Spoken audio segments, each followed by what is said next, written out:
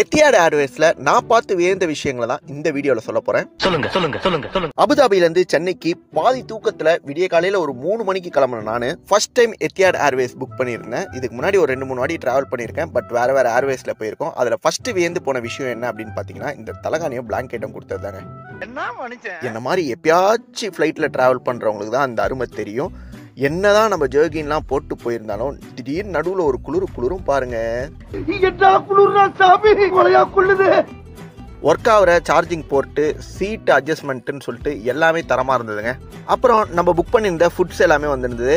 நான் ஃப்ளைட்டில் போன வரைக்கும் என்னோட அனுபவத்தில் ஃப்ளைட்டில் ஃபுட்டோட ஸ்மெல்லு நல்லா இருக்குமே தவிர டேஸ்ட் அப்படி இருக்குமா அப்படின்னு கேட்டிங்கன்னா,